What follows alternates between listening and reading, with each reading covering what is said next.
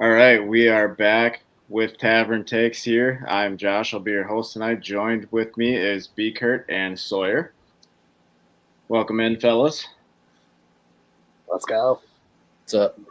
Been a little bit since we've talked last. I know Sawyer and I kind of touched base when it was like game 2 of the NBA Finals. We now have a champion. The Thunder get their first finals, and they don't get Seattle's finals, so it is officially OKC's first finals. I root for small market teams, so I was actually pretty okay with this. I like OKC. They're fun.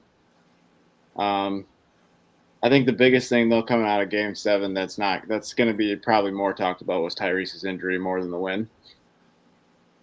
Unfairly. Yeah, not like it's it's just unjust. It sucks, but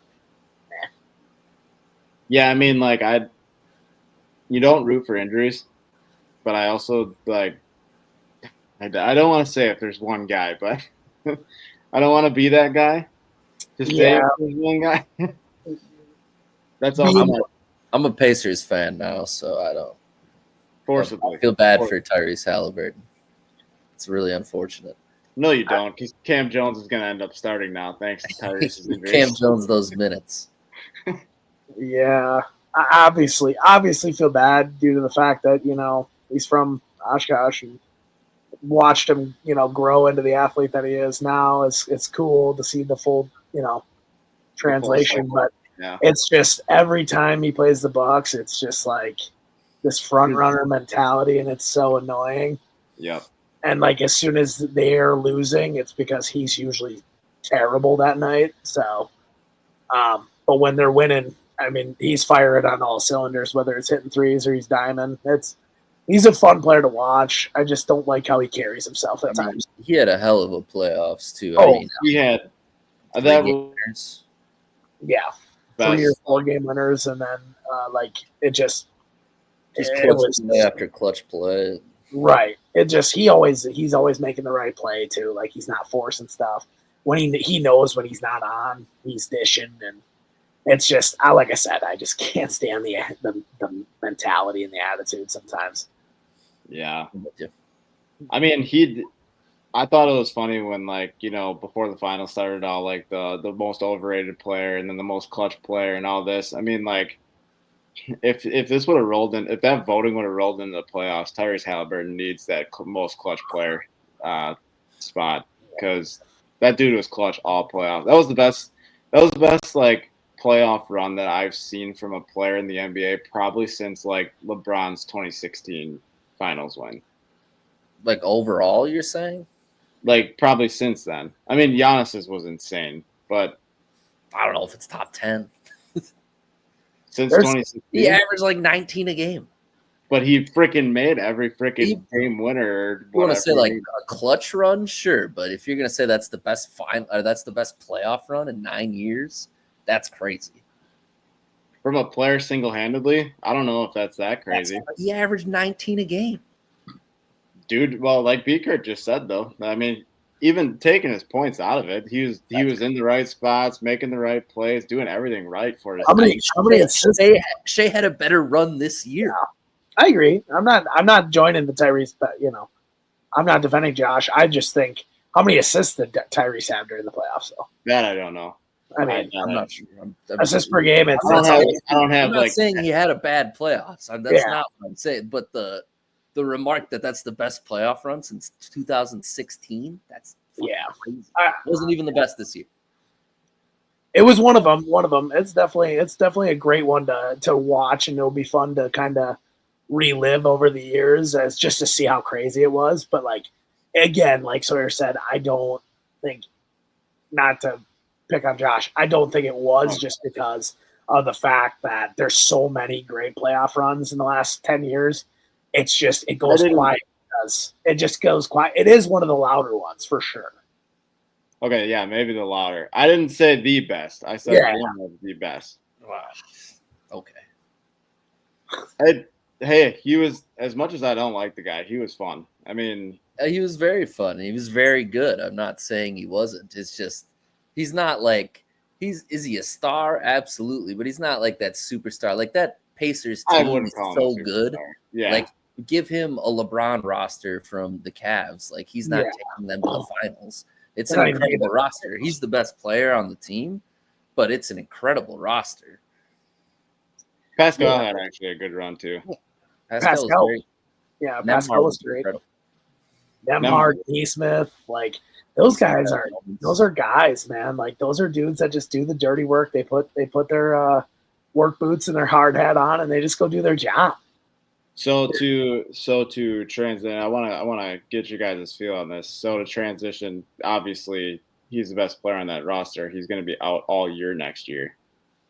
What does this do to the East now? Obviously, with him being out and the Pacers kind of being that team, I guess, to watch out for, because I guess they made the finals, so they're finals caliber team. You know, with him, are they even going to be like top 5 next year? I think they'll be a playoff team still. At top 5, maybe not, but I think they'll still be a playoff team. And I don't. Will they have the same type of playoff run? No, I don't think so. Because I think they'll be, kind of in that play-in area, where even if they do get out of their play-in, they're playing whoever the top teams in the East are, which could be anyone at this point. Who's your top team in the East right now? I have no idea. Are we talking like Orlando being like a top team next year, and Detroit maybe even like some of these guys? There's a good argument for Detroit, I think. I think the obvious answer is still Cleveland, though, right? I would still tend to say Cleveland. Yes. I feel like we kind of do this in the playoffs every year, where we like forget that a team just had huge injuries, and that's kind of the reason they lost. Like Cleveland was so banged up in that Indiana series, and obviously, Indiana took care of them in 5 games. So I'm not, even if they're fully healthy, I think Indiana probably wins that series. But I think going into next year with all the injuries, Cleveland has by far the best roster in the East. Yeah, I agree. I think they got to move Darius Garland though. Depending what they do, I think in this offseason, he gets just bullied on defense, and I don't know. And he's also he just inconveniently is unhealthy at the wrong time. Like you said, they had 3 injuries in game 2 alone. So then game 3 they were playing with a hobbled Donnie Mitchell. No Mobley, it was just terrible. So yeah, and to be fair, those guys are relatively injury prone. Like it wasn't a fluke. Like those guys hurt a lot. Correct. The Knicks, the Knicks don't have a coach, but they have no depth, and no coach, no depth. I don't know. Rick Brunson. Yeah, Rick Brunson. That's what it's going to be at this point.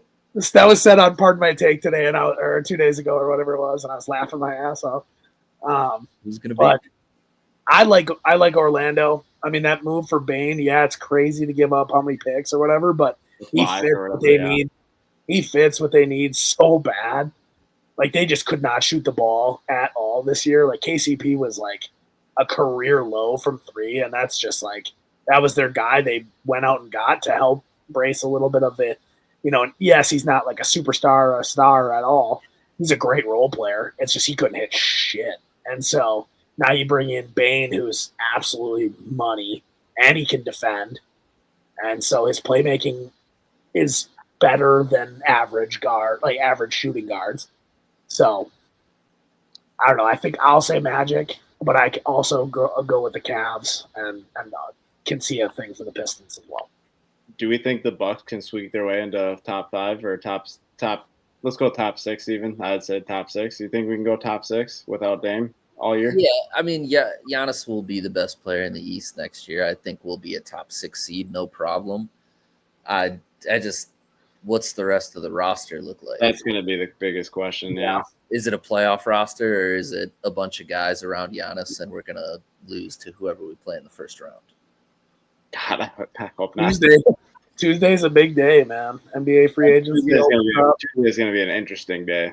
Monday's going to be wild because Shams has always got the deals out early anyways. So it'll be. Do we trust Shams?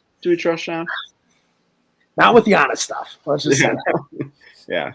He can eat a pile of shorts. I do not like. I really respected him, especially when it was him and Woj going back and forth. But honestly, this last I don't know what it is. Like this last 3 months, it's like Started dude, working for ESPN. What do you mean? yeah, Yeah, that's That's true. what it is. Yeah, the clickbait stories that he needs to roll out now. honestly, I don't know how many times Giannis has to say that he's staying for Shams to be like, right. oh, Gotta play well, the I don't hits. know what's going on. I don't know. This might be ESPN, you changed. got to play the hits. The funniest thing that I think I saw was, and we'll get into the draft, but I guess I'm going to roll into the draft a little bit, was like their comments saying that like Giannis is closely watching this draft this year, blah, blah, blah. It's like, so is he actually really paying attention to the 47th pick? It's like that's going to be the deciding factor on where if he's staying this year. Come on, like Yeah. I geez. do wish we would have taken a player that actually is like NBA ready, but again, the 47th pick is the 47th pick. But Second round, you just never know. yeah, I wish we would have maybe tried to find a way to get and I'm going to say this on a limb. I honestly believe that we would have maybe tried to get one of the 5 Knicks picks in the first round, but I understand not leveraging any more future first round picks. That's picks. Yeah. Yeah. I was going to say that I don't think we were going to leverage more future away, but man, I know this sounds nuts, but I thought Danny Wolf could have been like the next like Brook Lopez. Just defensively, he wasn't quite there, but like offensively, that dude's nasty. I love Danny Wolf. Danny Wolf is so nasty offensively. Yeah. And his playmaking is, dude. Him and Giannis together would have just been awesome. Like, that would have been fun. Because his game is so smooth. I was watching it. I just saw it popped up on my TikTok timeline. It was like a little 1 minute thing. I'm like, God, Danny Wolf is so smooth. And then we got our string bean center that is, 7 foot and under 200 pounds, just and not going to play in the NBA this year, and going to stay overseas and not play for 2 years. I mean, hopefully he's incredible someday. But yeah, I don't know. I feel like I always want them to go get like a win now player, and they will never do it. However, it's so hard to get a win now player at 47th. It is. Like, I mean, I was upset about the pick, and then I went and looked at everybody that was picked after him, and I was like, I don't want any of those guys either. Yeah. Tanjay. Honestly, that was probably the best pick. Like, I went like through all the guys, and that was the one guy I was like, he could have maybe done something at least. Yeah, right. He could have maybe impacted a little bit. The thing that sucks, again, we go back to this, is in the Middleton trade, just giving up A.J. Johnson is just foolish. It's looking like the worst deal we could have ever made. That's the hardest thing to swallow in that trade. It's like I love Chris, but man, that kid is so good. The thing is, like, if we had him, I could be talking myself into AJ Johnson next year. Like I would be fine this offseason because I'd be like, Dame's hurt. Dame's gonna miss a year, but AJ Johnson gets the keys to the car for a whole year. Then we'll bring Dame back, and we'll hopefully have 3 good players. But now we don't have AJ Johnson. We do have Kyle Kuzma though. We have Kyle Kuzma. Hell, we might have the exact same team even next year. I'm telling you. Won't have Lopez, but I don't think so either. But I'm telling you, if Kuzma is literally not moved before like the season, I will be so depressed. I can't watch that man play basketball. It's like watching even this year, like Torian Prince was so bad, and then watching a couple of years, Tony Snell. That's who it was. I was trying to think of the name. It feels like Tony Snell. Like I just don't know what he does. He doesn't impact much. And defensively, I just feel like it's not promised. No, I don't know. I mean it's okay, but it's Tony Snell's a good comparison. He had a Tony Snell game. Tony Snell is now off the books on the Bucks talk because now it's the Kyle Kuzma game. It's true. At least Tony didn't do it in the playoffs. I do want to say one thing, and I know that we didn't touch this yet, but before we roll into the draft. But obviously, KD gets traded to the Rockets, right? I mentioned this to Sawyer last night. I find it kind of bullshit that KD could, like, talk his way into the trade that he wanted for the Rockets. Keep, like, lowering their asking price to get there. But the league didn't let us get Bogdanovich when that was a thing. That's such BS. The league is weird right now, man. Adam Silver's league, we got 7 different champions in 7 different years. There's definitely been no finagling of trades that we know of yet. Obviously, still questioning the Luka trade, but it worked out in the Mavericks. Luka trade's insane still, but I guess it worked out. Yeah, it definitely worked out. The bold, man. Fortune favors the bold. Yeah, it does. It does. And then, as a Kevin Durant, like I've always respected his game. I used to be the biggest.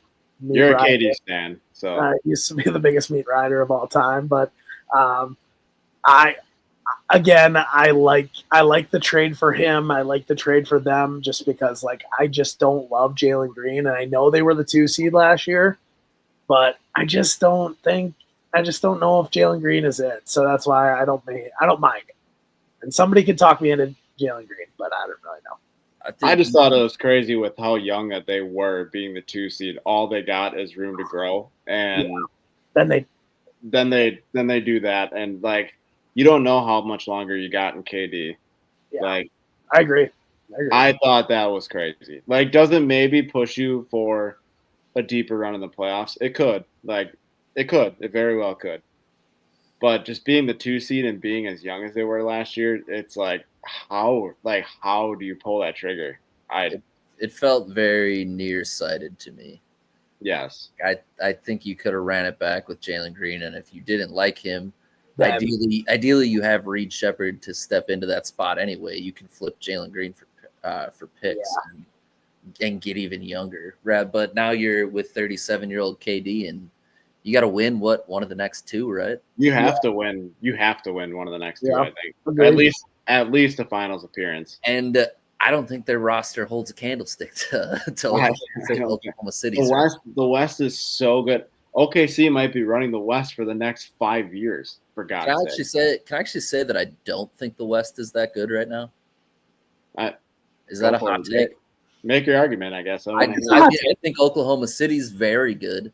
I don't think any of the other teams are that good. Like the Lakers are. We'll see what they put around Luka, but LeBron's old. They don't really have much there.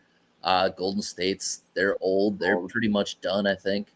Who are the young teams? You have the Spurs coming, maybe. I think you could talk me into the Spurs being the next competitive team. That's Wembanyama's got to play a full season. Full season, yeah. I mean, if he does that, I could see it. But even them, they're still too young right now. They're not winning a championship next year. I actually don't think it's as hot of a take as I maybe originally thought. I guess you might be right. I feel like a pretty bad Minnesota team has made it to the Western Conference Finals 2 years in a row. That team is just extremely flawed to me. Anthony Edwards is awesome, but I don't think the West is that good. The Mavericks team that made the finals last year wasn't that good either. Miles Reed just signed that big contract today too. I don't know if you saw that, but I will say I think with the Timberwolves, I think what they obviously wanted to do is get rid of Cat for some financial flexibility, which allowed them to sign Naz Reid. And I think what they got to do is get rid of the old guys they got and really unleash some of those young guys they had. You drafted Dillingham and the 8th pick or 7th pick. And then you got Terrence Shannon Jr., who obviously we clearly saw make big plays in that Western Conference Finals.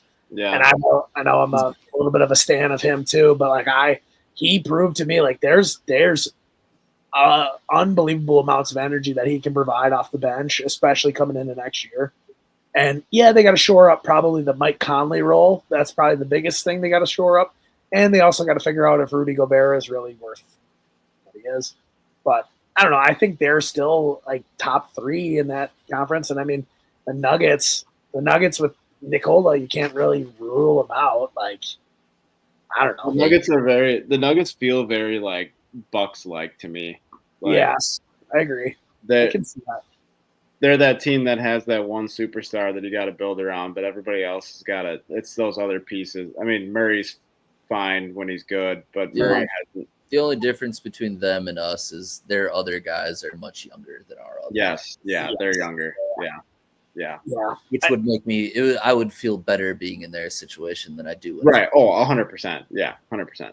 And with the OKC series they played, I mean, they were right there. You know, They had took them. to the brink. You know, were they the second best team this year?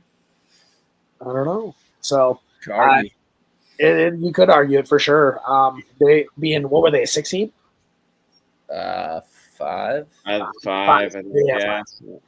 Yeah, and it's just there was upset city in the West this year when it came to playoffs. I think the youth of obviously the Rockets wasn't able to get it done, but the biggest thing I want to say on the Rockets is they just didn't have a guy they could go to down the stretch against the Warriors. You know, that's where they go and get a guy like Durant. I know it's old. I know it's hard to believe still, but it's like he can still go give you 27 a night, and he's 36 years old. So that's the biggest thing that I think you replace when it comes to Jalen Green. And I know his defense isn't super great anymore, but you can definitely – I think losing Dylan Brooks was tough. That was the toughest part of that deal. And obviously just because, like, Dylan Brooks is lockdown defender for them. But it's also – I don't know. They got youth. It's just can they win one with Kevin Durant? I don't know. I don't think it's as hot as a take as actually, now that we talk about this, I don't think it's that. Yeah, after talking it back. I think it does kind of speak to the parity of the NBA, though, because the East kind of sucks, too, if you think about it. I think it's just my brain, like, catching up to they're not being 5 good teams anymore, there used to be. The East really only sucks because of injuries. Yeah, Tatum, Tyrese, Dame. I mean, the Cavs can't stay healthy. Like, the Knicks got 5 guys. It's just the East is weird. That's why Orlando, even Atlanta could squeak into some of those talks this year. Maybe I don't know. Atlanta's having a nice offseason right now. Yeah, I do. Yeah, Atlanta's having a nice offseason. If Porzingis doesn't have AIDS, that's the question. I mean, that's what everyone's joking about on Twitter.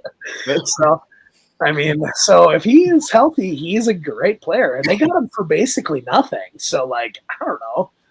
Obviously, you eat his contract, but, like, I thought for a second that trade where, like, Trae Young was maybe getting routed to the Bucks, I was like, I would have loved it. I don't think it was ever happening, but it would have been. If we had more picks to get rid of, it'd be great, but we don't. I mean, we got our next point guard now. We got Mark Sears, so everything's fine. Mark Sears. Don't get me started. Sawyer and I had this talk last night already. Yeah. I just got done watching him hold Alabama back for 2 years. Hey, he's like 5'10" and can score. So. Yeah, that always works out. Yeah. Well, I mean, when we're missing our superstar point guard, that just never plays for us anymore. We got to do something. Yeah, I mean, the NBA in a nutshell is just weird right now. It's wide open for OKC to go on a run here. I'm telling you, like, OKC might win. Like, in the next, like, say, like 7 years, they could win like 4, and I wouldn't be shocked. No, me either. If they're able to stay healthy and keep these guys together, that's. And they still have a million picks. I mean, they could added more over the. You could use it for trade assets. You could use it for good guys in the draft. You could do whatever you want with those things. I mean, it's the funny part about them though is that second apron is just staring them down, man. It's a brutal thing, man. Like look at the Celtics now. They just had to unload to get under the second apron. I mean, it's coming. I mean, because SGA is about to get like $375 for 7 years or whatever it is. I don't know what a crazy number it is. But like it's something crazy that they're going to be allowed to offer him, and it's like, well, you got to do it. I mean, I'm a personal I'm a J-Dub. I honestly didn't really know what he was. I didn't pay attention a ton, and I knew he was going to be good. I just was like, because he shot up draft boards 2-3 years ago whenever he got drafted, and I'm like, man, like I literally tweeted it. He reminds me of Chris Middleton, man. Like he just does. He reminds me of that Robin that you just need when you need to go get you a bucket. he can hit those turnaround fadeaways in the lane, or he just bangs an open 3-ball when you need it. And he's a bully going to the rim too. Oh yeah, he's fearless. He reminds me of like just how Chris Middleton was before like all the injuries, before he started settling more. Middleton might have been a more prolific mid-range shooter, probably. Yeah. But like, man, J-Dub just gives me those Chris Middleton vibes. And he's honestly, as a 3-level scorer as there is right now. Yes, I agree. And so I feel like you have to lock those two down, but also it's like, do you keep Chet? Do you not? Like, Chet looked ugly in that finals a little bit. He does a lot defensively. Yes, and that's where it's like, okay, he was a menace defensively. He's very Game 7. I mean, Game 7, his defense towards the end was probably the biggest reason why they ended up staying or getting in front. If you can get 15 a game out of him plus the defense, I think that's yes, agreed. I think it's almost like you have to find a way to lock it down. I don't remember who he blocked, but it was like early in the third quarter when it was still kind of close in that Game 7. I think it was like Nemhard who like shot a 3 or whatever, and he just like torched it from like like at his like point of the shot, and I'm like, only Chet can make that play. Like it was insane. There's and Giannis. Yeah. There's still another guy. Wemby, yeah. Okay. Anyone with extreme length. But yes, Chet being the guy who is extreme length in that. That length, it's so valuable. Yeah. Oh yeah. I'm trying to think. If they would not have traded that 24th pick to the Kings, I thought they would have got the steal of the draft with Clifford from Colorado State. I was like, dude, they literally just got another one, but then they traded it to the Kings. I'm like, oh man. They couldn't. I knew there was no way they were going to take on the first round cap this year. Yeah, that's probably fair, especially after winning it, But like, I was like, damn, they got Clifford. Like, I was shocked he didn't go sooner. I thought he kind of fell too. Yeah, there was a lot of guys that fell. It was weird. Everyone's taking French guys. I mean, I can't blame them, but like, there's so many of them now. It's the French Revolution. I was gonna say France is just doing something right with basketball. Well, and that's fair. But yeah, moving into the draft, I guess a little more here. Shout out Duke and Rutgers, honestly. Yeah, that Rutgers basket, they must have been really good this past year, huh? 2 top 5 picks. Yeah. Surely went over 500, right? Surely. You would think. Have to have with 2 top 5 picks. Yeah. No, what did you guys make of the whole Ace Bailey thing where it seemed like he was kind of trying to force himself to like Washington or New Orleans, and Utah kind of says, fuck it, we'll take him? Okay, so like I guess I don't blame Utah for taking him, obviously.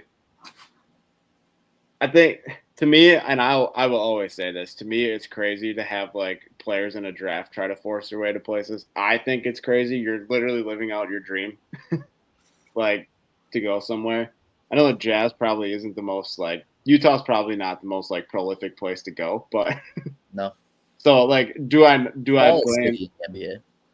blame Ace Bailey for thinking what he was thinking? No.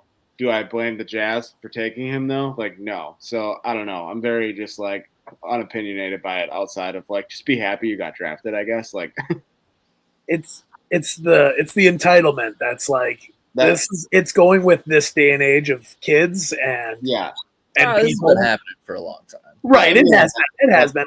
But like it hasn't been as prominent, and all of a sudden it's back-to-back NFL and NBA drafts where there's dudes refusing to go to places because, and Utah, don't get me wrong, Utah is a weird city. I mean, it's completely different. It feels like they're in their own little world over in Salt Lake. But Ace Bailey, it's like, dude, you literally ruined yourself from going to Philly because you won third place money is obviously better than fifth. Yeah. But like, there's nothing wrong with the Sixers. I mean, I get it sitting out, but you would have got tons of shots when Embiid's not playing. And Paul George, I think they're moving him as it sounds like. They're trying to at least. Yeah, it's going to be tough to move him, though. Yeah, for sure. God, no. I mean, that would be a Bucks thing to do, though, is go get Paul George. I would lose my mind. Please no. And their pick was awesome. I love the third round. I mean, that third overall pick is awesome for them because he came on. Edgecombe, he just really came on towards the end of the year. I thought he showed some flashes in the beginning, but I think that'll be it'll roll great for them because he's just lanky. He's 6. What do you got him at 6'6" or 6'7"? 6'6", yeah. Yeah. Cool story too. He's a cool story. Yeah, that story is heartwarming, and that's the stuff that you want to see. You don't want to see the kids like Ace Bailey who are trying to force their way to one. New Orleans is like why, and then same thing with Washington. Like Washington, you're probably going to get a lot of shots. That seemed like that's almost what he was trying to do, was force himself to a place which honestly he ended up in the best situation for getting a lot of shots. Truthfully, yeah. Right. Because like even Washington has Chris Middleton and CJ McCollum now for some reason. So he's gonna get more shots in Utah than he would have anywhere else, other than New Orleans might have been comparable. But they do have a little bit of a loaded front court, which they got to figure out. But like I don't know, I think he probably starts day one. So I think so. Yeah. And I mean, at this rate, they might as well start Walter Clayton too, because I mean, some of those older guys they got at the guard position, it's like, God, I'm so sick of hearing Colin Sexton's name, or like this. I don't know. Those guys are just bozos.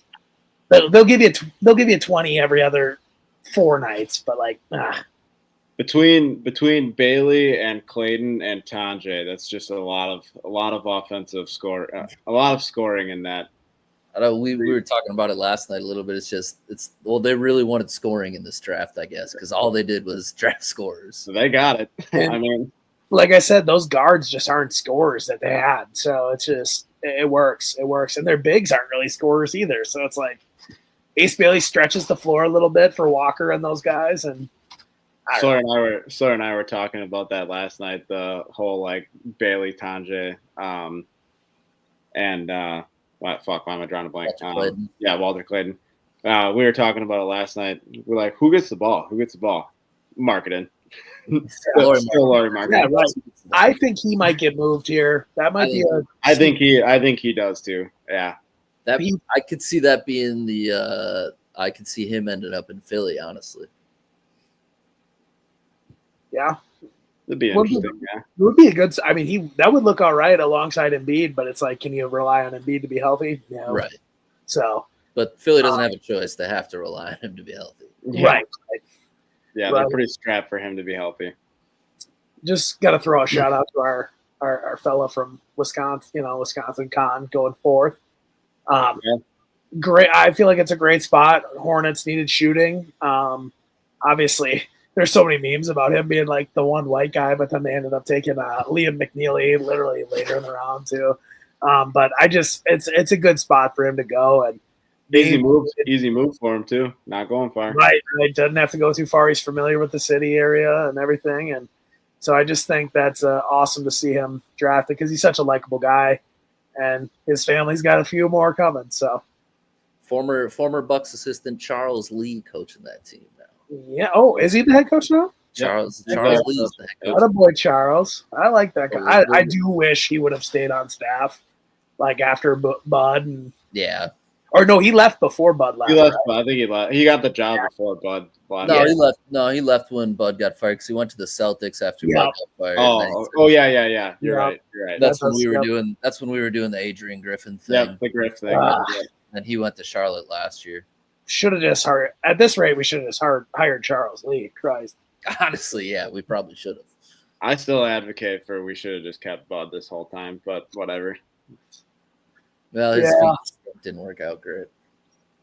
I'm a Bud lover. I love Bud. I miss him, but I didn't love him at the time. But no. Bring Drew back. Too much money. Way too much. Yeah. On the low, absolutely. On the low, yeah. I would do it. On a buyout, sure. We'll give him $8 million, sure, but no. What else? Do you guys have any? I know we mentioned Keith Clifford earlier, but do you guys have any other guys that maybe went a little later that you really liked? Think could maybe be a potential diamond in the rough. Looking right now. I'll go with Atlanta selecting Newell. I like that's the one I was gonna say. Weirdly, that's what I was looking at the draft order, and that's weirdly the one I was gonna say too. One more is Jace Richardson falling to Orlando. I thought that was perfect. I mean, I know they just shooting though. What's he can't really shoot. Right, his 3-pointer. I think towards the end of the year, I think got better. Yeah, I actually watched him. I watched a ton of Michigan State this year for whatever reason. They were just always on TV at the right time. Yeah, he did get better as the year went on at pretty much everything, but I don't know. He's not a consistent jump shooter. It feels like he's kind of redundant with Suggs a little bit. Yes, but his Suggs' back is so shot. I mean, that dude's like a 40-year-old playing in a 25-year-old body, or even younger. I don't even know how old he is really. He's just he can't stay healthy, so I don't hate it. I think he's a little undersized, but it's also one of those things where he's still going to be growing yet for another year or two. So I think I like that pick a lot. That's just me. One player that I was shocked to hear that fell out of the first round, since I was being told that he was going to be the first round pick, all year this year, was one Cam Jones. Should have been a first round pick. Ben Staroff went in the first round. Yeah, I don't know what the Nets are doing. What the hell are the Nets doing? 5 picks, and they took a bunch of dudes that it's like none of them can shoot. Danny Wolf's the best shooter they took. Yeah, and he's 7 foot. Yeah. I don't hate the Igor Devin pick, but I just don't know why. Like, it's like he's like a Ben Simmons that he can't shoot. Like, and he's not a great defender. Allegedly, he's lighting the workups up. Lighting it up in workouts. Which, again, we get it. It's workouts. Everyone can shoot when there's nobody in your face. But I will say I didn't hate the French guy they took, Nolan Touré. I was listening to Russillo talk about him, and Russillo was like, man, he's like a low ball energy, kind of like a Russ-esque player, but again, not a shooter. So it's just, I don't know. But I think Sawyer and I were a little indifferent on this one, so BCurt, maybe I'd want to hear your take on him. Sure. But I guess pending a Jaden Ivey injury again, Chaz Lanier going to Detroit, I kind of like. That's probably I didn't know where he exactly landed, but that is probably a great landing spot, especially if Ivy is not 100% coming into the year. Plus, it seems like I saw on Twitter, it seems like that moves Marcus Sasser maybe gets moved somewhere. Maybe he comes to Milwaukee on a little bit of a lower deal. That would be I'd be fine.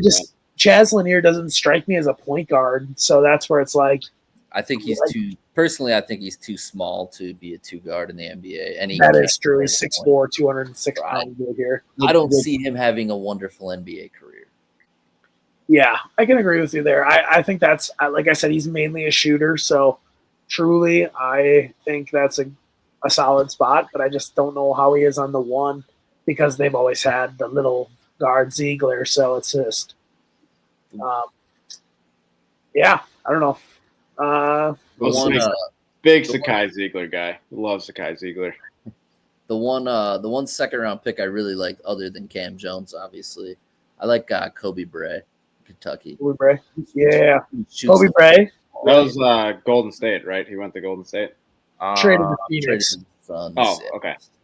I would have liked Golden State need another shooting guard, but. He can kind of play like the 3 a little bit. So he's a little bigger, yeah. He's 6'6", 6'7". Yeah. But I think just at that height, being able to shoot the ball, as long as you can play solid defense, there's always going to be a place for you in the league. So I think, and if you can pick up a guy like that in the second round, I think that's a tremendous pick. Yeah. You know what does piss me off though here is I'm just seeing this as I'm scrolling through the second round. Is Brooks Barnhizer is drafted 44th overall to the OKC Thunder, and it's like. I know he can defend, and I know he can kind of cause some havoc, but it's like, what is he going to do in the NBA? Yeah, that's the second round, though. There's so many guys where I'm like, I know as soon as they're drafted, I'm like, that guy's never going to do shit. I'm never going to hear his name. But like, God damn it, dude. I watch Marcus give that man buckets. Like, that pisses me off. And that's being biased. And I have my strong feelings on Tyrese Proctor too, where I can tell you for the fact he'll never be a good NBA player. He's not strong enough to play offense, and he's not strong enough to play defense. What is he going to do? This would. I would love for my buddy Nate to be on because he is very excited about Tyrese Proctor. He's a Cavs fan. So people are excited about Tyrese Proctor because they've watched him play at Duke and have some good games. But if you watch him at Duke at the end of games, when things get physical, they have to take the ball out of his hands because he can't handle it. And like, what are you going to do in the NBA when it's like that for 48 minutes? Like, you're not going to be in the game. That's what's going to happen. Right.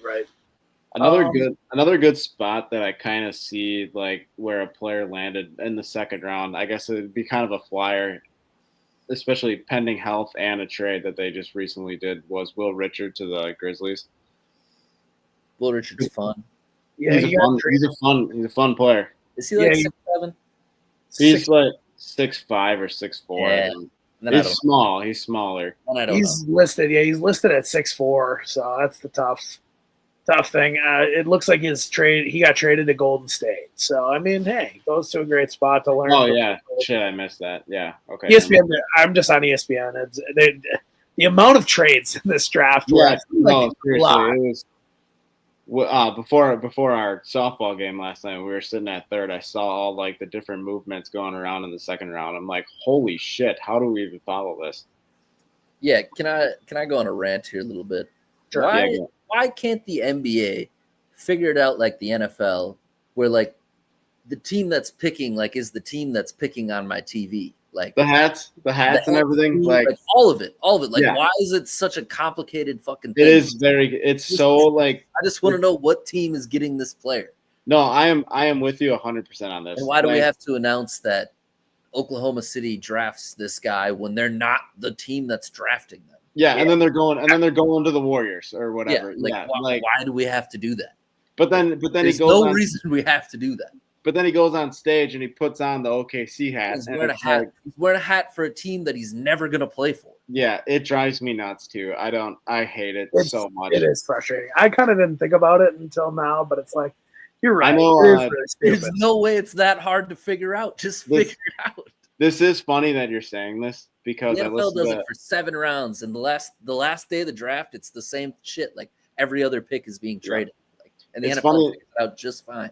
It's funny that you say this too because they talked about that on Part of My Take today, and they have the same frustrations. It's so dumb. Like I can't understand how this is a hard concept to figure out. Like you said, the NFL can get it right. Why can't the NBA?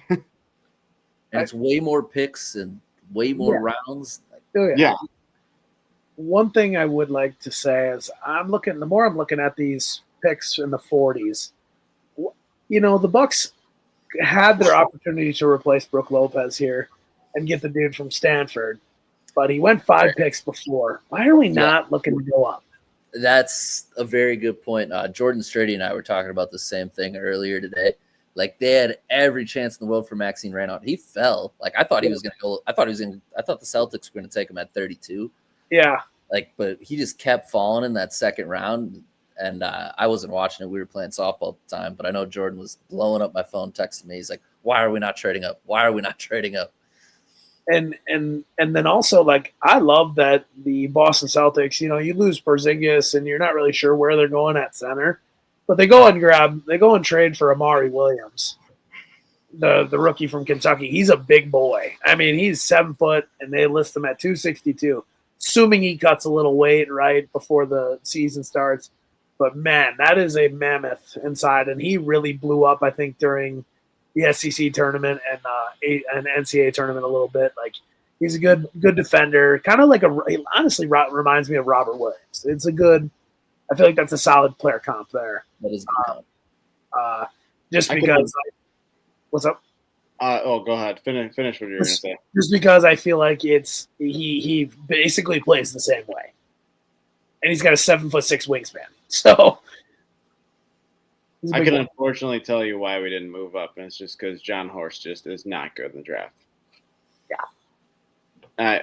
That just comes down. I love his aggression in like free agency and trades, but I do not like his drafting capabilities. Now, granted, we were in the second round.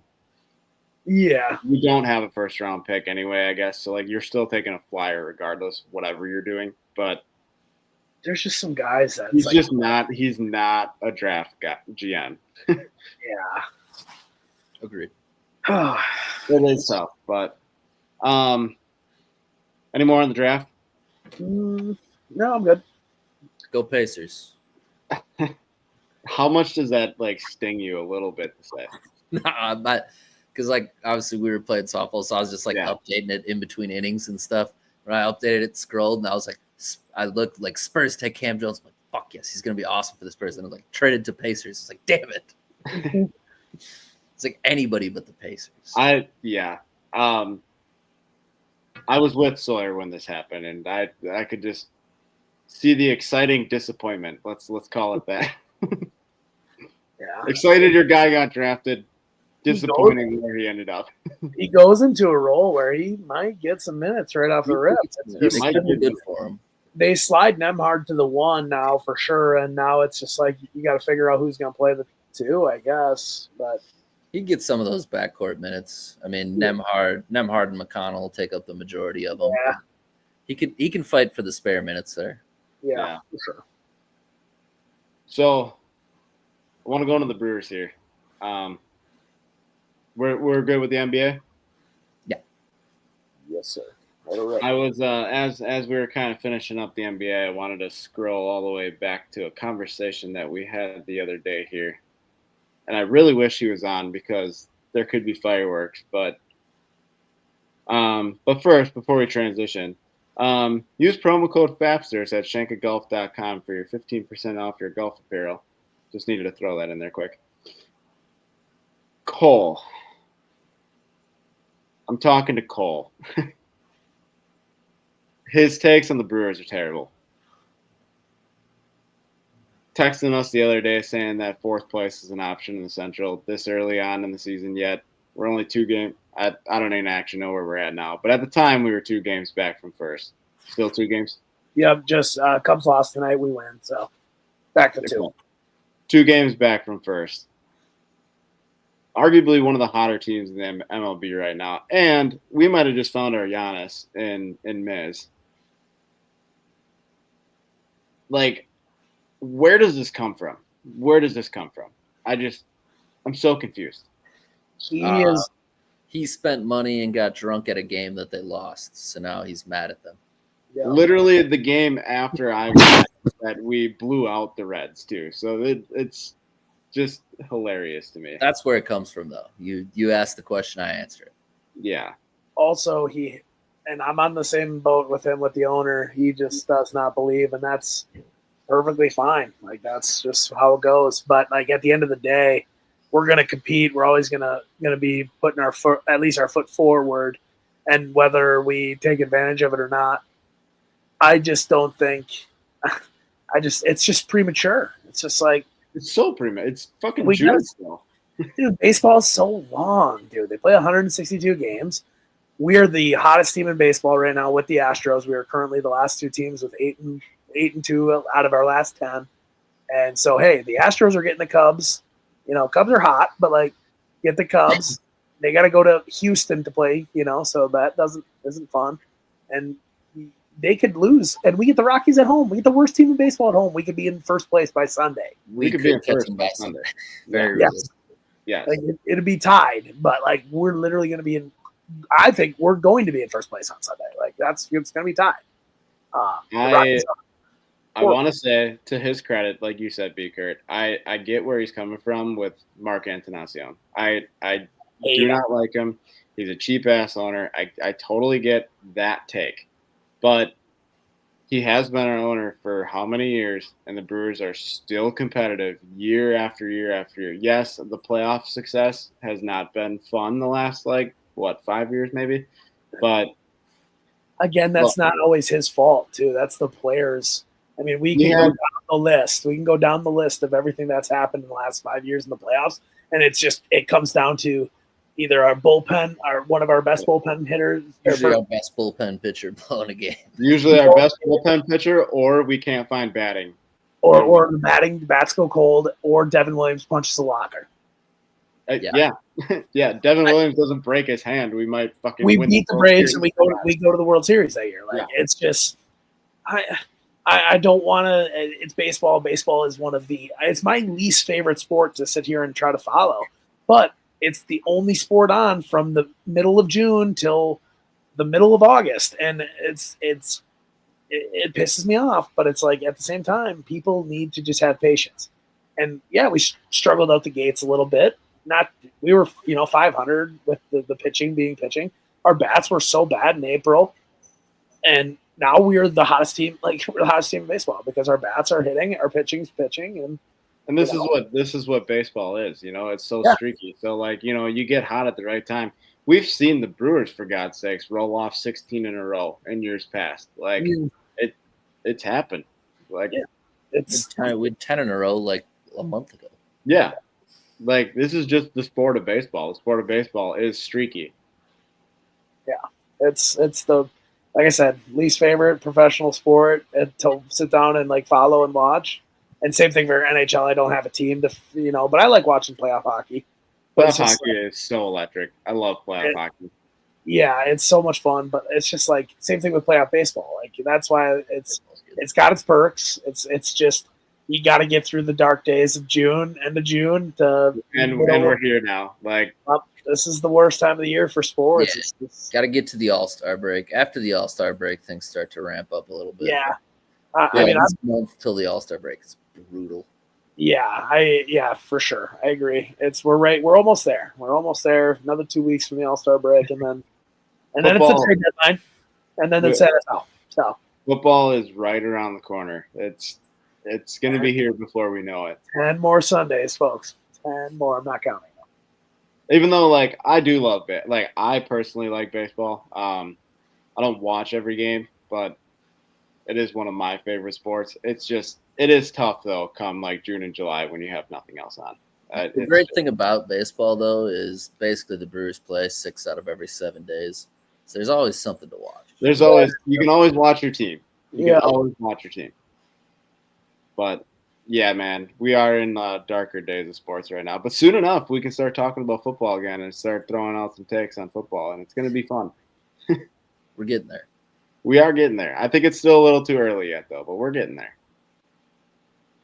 Agreed. I mean, we're right there. I mean, I'm already freaking dynasty startup drafting, and we start ours in like a week. So I am so locked in on fantasy football and football. So it's right there. I just need it. Yep. I need to get hurt again. I'm ready to get hurt again. Oh, yeah. Yeah. There's nothing better than a football heartbreak. I don't know why that's a real thing, but it's just a real thing. I'm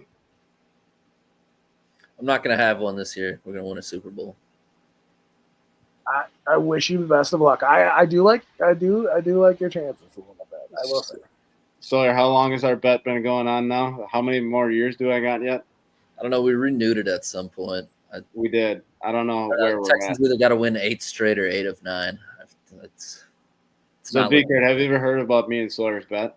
I've heard briefly about it, but you might have to repeat it for the fans. Well, for the fans, God, Sawyer, how long ago was this? It had to be like 10 years ago that we started it.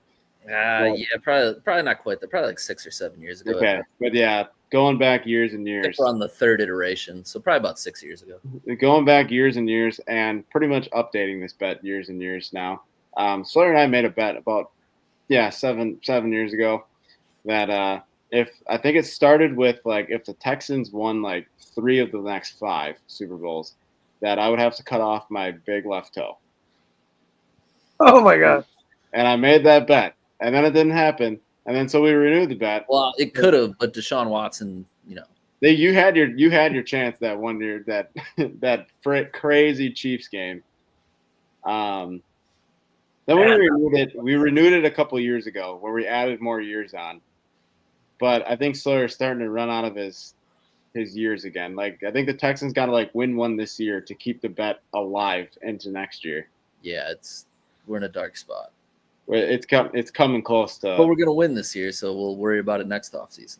And I think where my worry level would be is that like if you won like 2 out of 3 like in these next 3 years, I might start to worry a little bit. Well, you ready to be starting to worry about being worried? I'm not worried.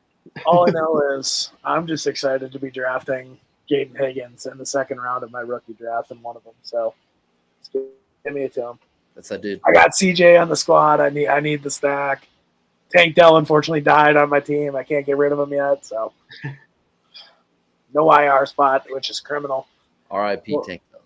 Football's almost here, boys. Yeah, we're right there. Anything else for tonight before we wrap up?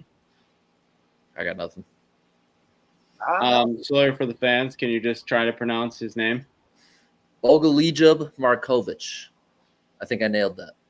That was probably better than what I could have done. Oh, no, I pronounced the J. It's Bogolijub Markovic. There, that's it. Oh, the J is silent. Yeah, the J is silent. Okay. I saw his. It's got to be much like when Giannis was drafted too. You know, maybe Bogolia Markovic is going to be a household name in 3 years. Who knows? That would be awesome. That would be awesome. I saw his weight right now, 213. Like I saw 190, so I 213. saw 190. 213 was the NBA combine weight or whatever. Okay, weight. I feel way better about that than 190. I'd feel better about that than 190. So, but yeah, he looks skinny as hell. So I mean, we'll he is figure it out. literally a string bean.